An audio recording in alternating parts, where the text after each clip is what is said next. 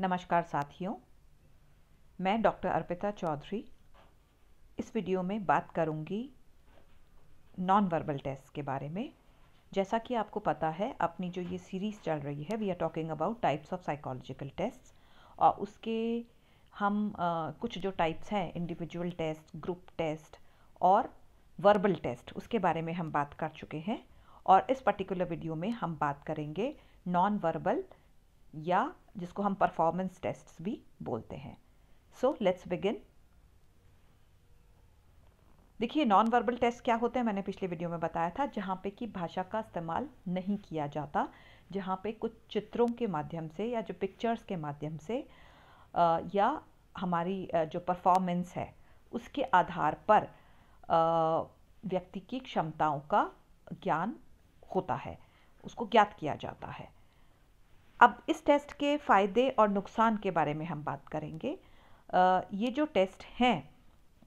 Mainly अगर हम बात करें तो आपने अगर जैसे फर्स्ट ईयर में अगर आपने किया था इंटेलिजेंस का अलेक्जेंडर्स पास अलोंग टेस्ट, कोज ब्लॉक डिज़ाइन टेस्ट, ये इंडिविजुअल टेस्ट्स हैं, जिसमें नॉन वर्बल इंडिविजुअल टेस्ट्स हैं, ठीक है, जहाँ पे अलेक्जेंडर पास अलोंग में जहाँ पे कुटकों के खिसकाकर व्यक्ति की इंटेलिजेंस ज्ञात की जाती है। और कोज ब्लॉक डिज़ाइन भी, जो कोज ब्लॉक डिज़ाइन के अंदर कुछ ब्लॉक्स होते हैं जिनको पैटर्न्स के हिसाब से सेट किया जाता है, और वो भी इंटेलिजेंस का ही टेस्ट है। सो यहाँ पर तो ये तो हो गया कि कौन सा टेस्ट है। और इसके अलावा जो ग्रुप टेस्ट है, उसमें मैंने आपको पहले भी बताया था कि Raven's progressive matrix is a non verbal group test, ठीक है। तो ये तो एग्जाम्पल्स हो गए आपके नॉन वर्बल टेस्ट के, इंडिविजुअल टेस्ट में भी और उसमें ग्रुप में भी, ठीक है। अब इसके हम फ़ायदे की बात करेंगे। इसका देखिए फ़ायदा ये है, जो वर्बल टेस्ट के ड्रॉबैक्स थे वो इसके फ़ायदे होंगे। देखिए, क्योंकि वर्बल टेस्ट को हम सिर्फ जो शिक्षित लोग हैं उन पे इस्तेमाल कर सकते हैं, तो नॉन वर्बल टेस्ट का सबसे पहला फ़ायदा ये है कि इसकी जो यूज़ है, इसका जो इस्तेमाल है वो रेस्ट्रिक्टेड नहीं है, सीमित नहीं है, और इसको हम वाइडर पॉपुलेशन, हर उम्र के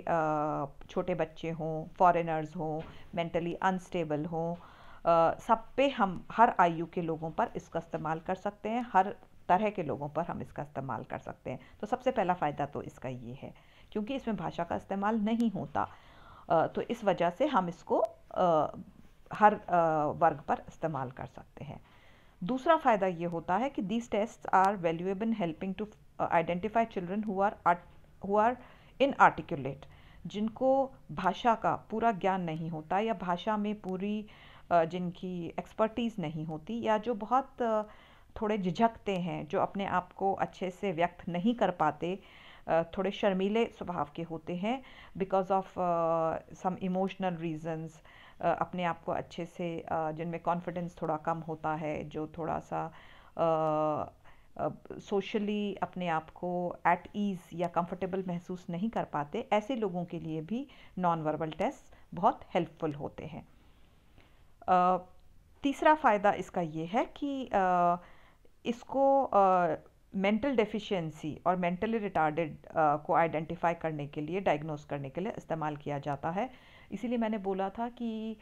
इन टेस्ट्स को, जो नॉन वर्बल टेस्ट हैं, उनको हम मेंटली अनस्टेबल, जो मानसिक रूप से सक्षम नहीं हैं, उन पर, पर्टिकुलरली जो मेंटली रिटार्डेड हैं या जो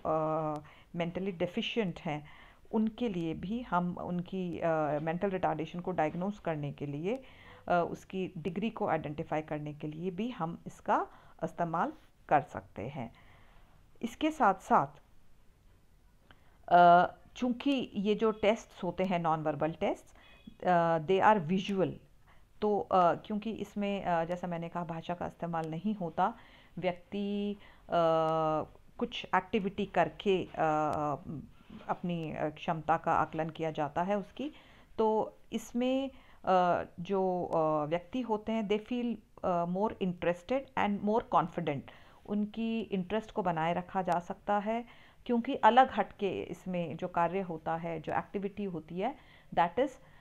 डिफरेंट एंड इंटरेस्टिंग, सो व्यक्ति की जो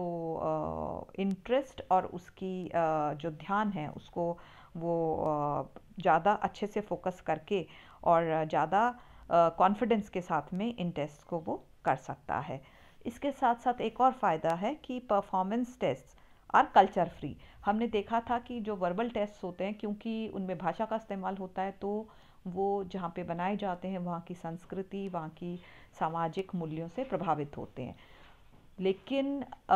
जो नॉन वर्बल टेस्ट हैं, परफॉर्मेंस टेस्ट हैं, इनमें भाषा का इस्तेमाल बिल्कुल नहीं होता। और ये जैसे मैंने बोला था कि हम इसको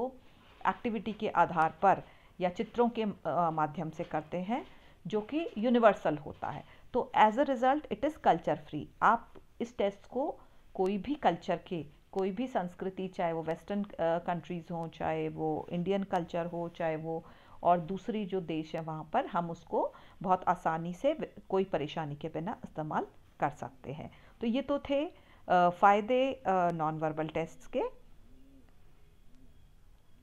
इसके साथ साथ एक कुछ और भी फ़ायदे हैं कि जो नॉन वर्बल टेस्ट होते हैं वो बहुत महत्वपूर्ण जानकारियाँ हमें जनरली जो परफॉर्मेंस टेस्ट हैं वो देते हैं, क्योंकि जो व्यक्ति का हमको उसके व्यवहार को देखने का मौका मिलता है, और जब परफॉर्मेंस करता है तो किस तरह से वो प्रॉब्लम्स को फेस कर रहा है, वो कैसा व्यवहार कर रहा है प्रॉब्लमेटिक सिचुएशंस में। क्योंकि जनरली जो नॉन वर्बल टेस्ट होते हैं उसमें कई प्रकार की प्रॉब्लम्स होती हैं, जैसे अलेक्जेंडर्स पास अलोंग टेस्ट है, उसमें कई सब टेस्ट्स होते हैं। तो व्यक्ति उन सब टेस्ट्स का, उन प्रॉब्लम्स का, जो परफॉर्मेंस टेस्ट है उनका किस प्रकार सामना करता है, और ऐसी जब प्रॉब्लम्स का जब वो सामना करता है तो व्यक्ति की जो अप्रोच होती है वो समस्याओं को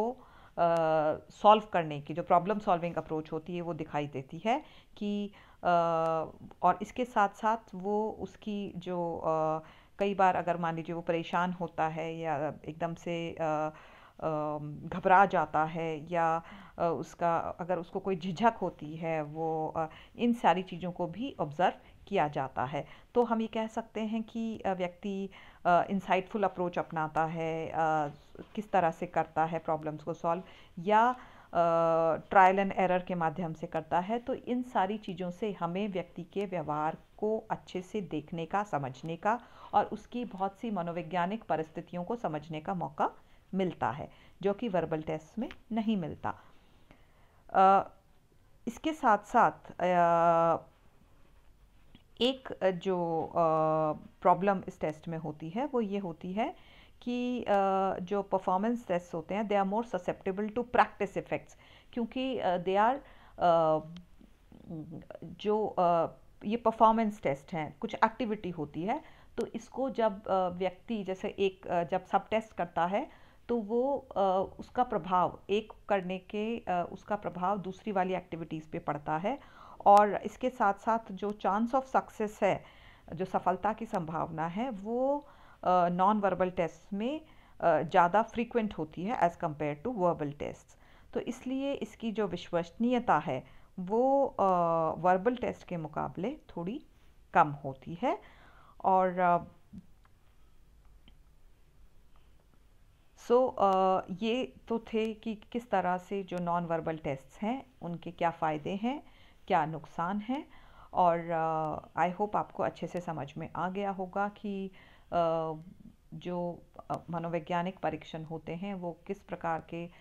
इंडिविजुअल, ग्रुप, और इंडिविजुअल और ग्रुप में भी वर्बल, इंडिविजुअल में भी वर्बल हो सकते हैं, नॉन वर्बल हो सकते हैं, ग्रुप के अंदर भी वर्बल हो सकते हैं, एंड नॉन वर्बल हो सकते हैं। सो जैसा मैंने पहले भी मेरे वीडियो में कहा था कि क्वेश्चन शॉर्ट और डिटेल दोनों तरह के पूछे जाते हैं, और हर तरह के टाइप में आप